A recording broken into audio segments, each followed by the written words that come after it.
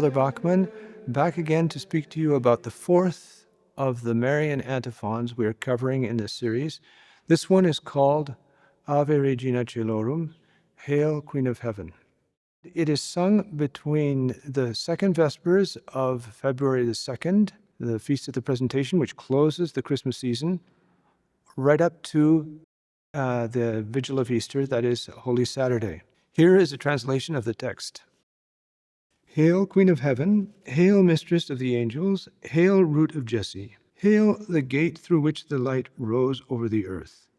Rejoice, Virgin most renowned and of unsurpassed beauty. Farewell, Lady most comely, prevail upon Christ to pity us. You may have noticed that there's not much Lenten character to the text here.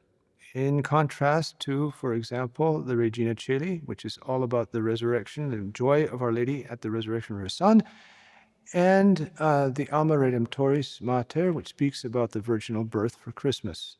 On the other hand, if this antiphon were first assigned to known of the Feast of the Assumption, that would make sense.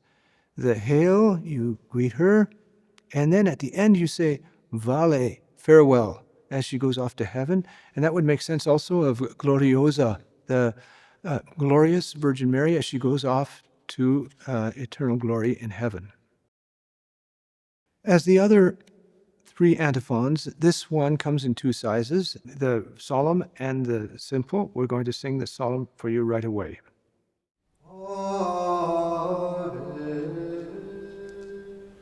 Regina Caelorum, Ave Domina Angelorum, Salve Matrix, Salve Porta, ex qua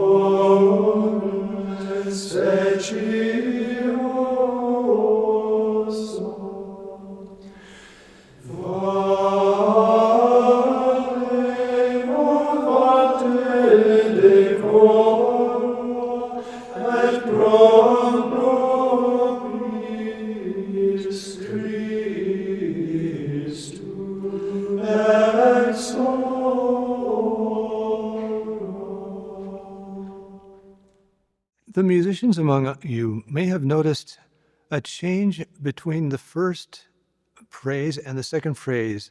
The first one having a B flat, do, te, la, te, sol, la, do, and the second ending with a B natural.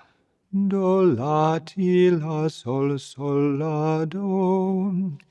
This shows forth a particular quality of Gregorian chant you might call latent chromatism. That is, it's not chromatic, it's never chromatic, but there is a possibility for one accidental, that is, the B can be flatted.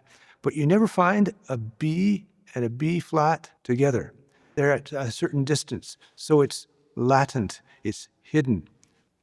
As for the text is in 4 lines or phrases. And each of the lines has a rhyme. That is, half of the first line rhymes with the second half. Ave Regina Caelorum, Ave Domine Angelorum, Salve Radix, Salve Porta, ex qua mundo lux est orta. And it goes on like that. The meter itself is called trochaic dimeter. So it's made up of trochees. A trochee is a unit of a meter with a strong, then a weak syllable. You can hear that especially in the second line. Salve radix, salve porta, ex qua mundo lux est orta. Long, short, long, short, long, short. It's a little bit like in Macbeth, where Shakespeare to give a little bit of change of scenery and a little bit of dramatic relief, portrays the three witches in trochaic meter. You remember, when shall we three meet again?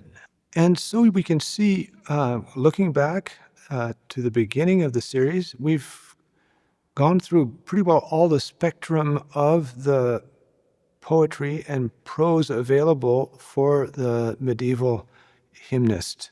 First of all, you have the Alma Redemptoris Mater, which is in hexameter. And then we have today's anthem, which is Ave Regina Caelorum in trochaic dimeter. Then Regina Caeli, which is in mixed meter. And finally, the Salve Regina, which is in prose with a little bit of loose metrical pattern to it. The melody of the simple tone, which you're about to hear, is syllabic. That is one syllable per note, except at the end. We'll talk about that in just a second. It's graceful. It's composed in a kind of question and answer structure. Ave Regina Caelorum, question. Ave Domina Angelorum, response.